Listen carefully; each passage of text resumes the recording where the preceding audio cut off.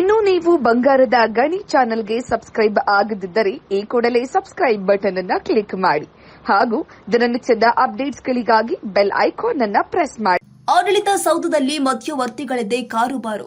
ವಿಜಯನಗರ ಜಿಲ್ಲೆ ಕೂಡ್ಲಿಗಿ ತಾಲೂಕು ಆಡಳಿತ ಸೌಧದಲ್ಲಿ ಕೆಲವೇ ಗಂಟೆ ಪಾಖಂಡಿ ಬಕೆಟ್ ಮೇಡಿಯೇಟರ್ಸ್ಗಳಿಂದಾಗಿ ಮಿತಿಮೀರಿದ ಮಧ್ಯವರ್ತಿಗಳ ಹಾವಳಿಯಿಂದಾಗಿ ತಾಲೂಕು ಆಡಳಿತ ಸೌಧದ ಘನತೆಗೆ ಧಕ್ಕೆಯಾಗ್ತಾ ಇದೆ ಎಂದು ಪ್ರಜ್ಞಾವಂತರು ಆರೋಪಿಸುತ್ತಿದ್ದಾರೆ.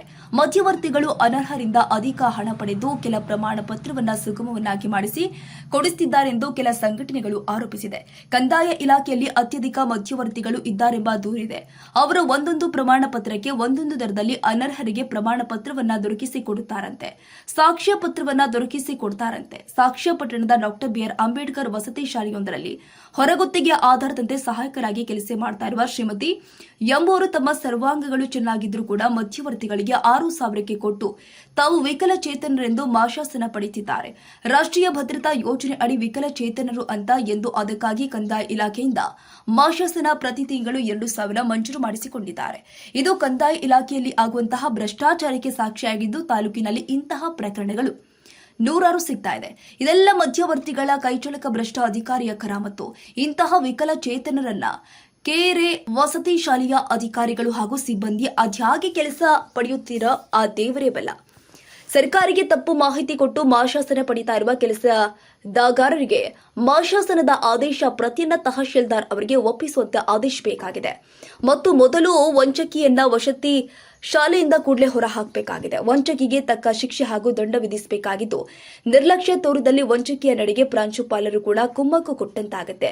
5ರಿಂದ 10,000ಕ್ಕೆ ಅನರ್ಹರಿಗೆ ಪ್ರಮಾಣ ಪತ್ರ ತುರ್ತಾಗಿ ಅಥವಾ ಅನರ್ಹರಿಗೆ ಜಾತಿ ಪ್ರಮಾಣ ಪತ್ರ ಮಾಡಿಸಿಕೊಡೋಕೆ ತಲಾ ಒಂದೊಂದು ದರ ಇದೆ ಎಂದು ಮಧ್ಯವರ್ತಿಗಳ ಆಪ್ತರು ಬಾಯ್ಬಿಟ್ಟಿದ್ದಾರೆ. ಜಾತಿ ಪ್ರಮಾಣ ಪತ್ರಕ್ಕೆ 300ರಿಂದ 500, ಅನರ್ಹರಿಗೆ ತುರ್ತಾಗಿ ವಿವಿಧ ಪ್ರಮಾಣ ಪತ್ರಗಳಿಗೆ 5ರಿಂದ 10, ಪಡಿತರ ಚೀಟಿಗೆ 3ರಿಂದ 5,000 ಕೊಟ್ಟರೆ ಕೂಡಲೇ ಮಾಡಿಸಿಕೊಡ್ತಾರೆ ಎಂದು ಬಲ್ಲ ಮೂಲಗಳಿಂದ ತಿಳಿದು ಬಂದಿದೆ. ಹೋಟೆಲ್ನಲ್ಲಿ ದರಪಟ್ಟಿ ನಿಗದಿ ಮಾಡಿದ್ದು ಹಾಕಿರೋದಿಲ್ಲವಷ್ಟೇ. ಮಧ್ಯವರ್ತಿಗಳ ಬಳಿ ವಿಚಾರಿಸಿದ್ರೆ ದರಪಟ್ಟಿ ಇದೆ.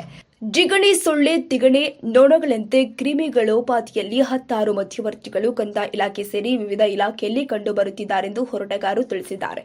ತಹಶೀಲ್ದಾರ್ ಪರಾಮರ್ಶಿಸಿ ಮಧ್ಯವರ್ತಿಗಳನ್ನ ಪತ್ತೆ ಹಚ್ಚಿ ಅವರನ್ನ ಕಾಯಮಾಗಿ ಇಲಾಖಾ ಕಚೇರಿಗಳಿಂದ ತೊಲಗಿಸಿ ಕ್ರಮ ಜರುಗಿಸಬೇಕಾಗಿದೆ. ಬೆರಳೆಣಿಕೆ ಭ್ರಷ್ಟರಿಂದಾಗಿ ಹಲವು ಮಧ್ಯವರ್ತಿಗಳಿಂದಾಗಿ ದಕ್ಷ ಇಲಾಖಾ ಅಧಿಕಾರಿಗಳಿಗೆ ಹಾಗೂ ಸಮಾಜ ಸೇವಕರಿಗೆ ಗೌರವ ದೊರಕದಂತಾಗಿದೆ ಎಂದು ಬೇಸರ ವ್ಯಕ್ತವಾಗ್ತಾ ಇದೆ.